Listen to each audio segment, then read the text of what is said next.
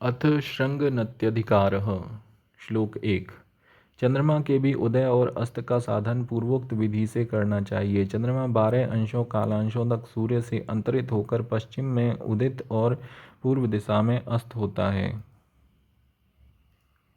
श्लोक 2 से 4। शुक्ल पक्ष में अभीष्ट दिन में सूर्यास्त काल के समय स्फुट सूर्य और चंद्रमा का साधन कर चंद्रमा में आयन और आद्रक्ष कर्म का संस्कार करें। स्फुट सूर्य और चंद्र में 6 राशि जोड़कर इनके अंतरासुओं का साधन करना चाहिए। सूर्यास्त के अनंतर इन अंतरासुओं के तुल्य रात्रि व्यतीत होने पर चंद्रमा अस्त होता है। श्लोक 5। भगणार्थ अर्थात 6 राशि सूर्य में जोड़कर द्रकहर्म संस्कृत केवल चंद्र के अंतरासुओं का साधन करना चाहिए। इन्हीं अंतरासुओं के तुल्य सूर्यास्त के अनंतर कृष्ण पक्ष में चंद्रमा उदित होता है। श्लोक 6 से 8।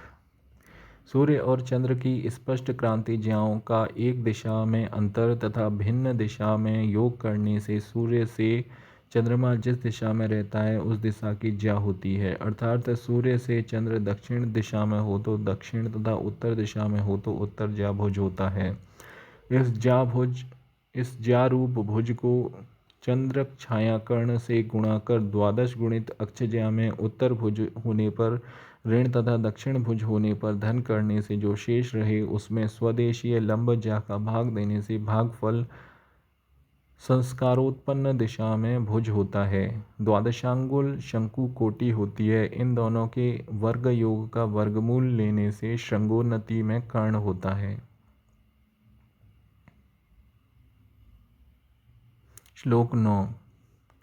सूर्य रहित चंद्र की कला में 900 का भाग देने से लब्धि चंद्रमा का अंगुलात्मक शुक्ल मान होता है। इसे अंगुलात्मक चंद्रबिंब से गुणा कर 12 से भाग देने पर प्राप्त लब्धि स्पष्ट शुक्ल मान होता है।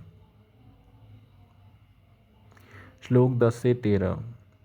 समतल भूमि में दिक् साधन कर दिक् सूत्र संपात में अर्क संज्ञक बिंदु बनाकर वहां से अपनी दिशा में पूर्व साधित भुज के तुल्य रेखा करें।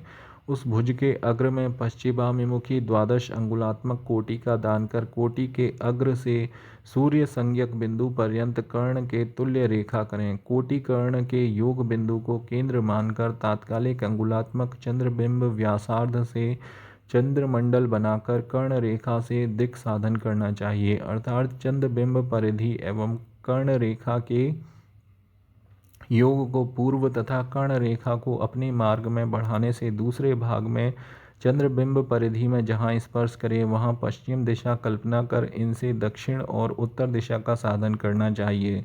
फिर चंद्रबिंब परिधि और कर्ण रेखा के संपात बिंदु से कर्ण रेखा के मार्ग से चंद्रबिंब केंद्र की ओर पूर्व साधित शुक्ल अंकित कर शुक्लाग्र और दक्षिणोत्तर चिन्हों से 2 मत से बनाकर उनके मुख्य पुच्छगत रेखाओं के संपात बिंदु को केंद्र मानकर शुक्लाग्र और दक्षिणोत्तर चिन्हों को स्पर्श करते हुए चाप से निर्मित चंद्रवृत्त क्षेत्रस्थ चापाच्छेद से यहाँ जैसा दिखता है वैसा ही उस दिन आकाश में भी चंद्रमंडल दिखेगा।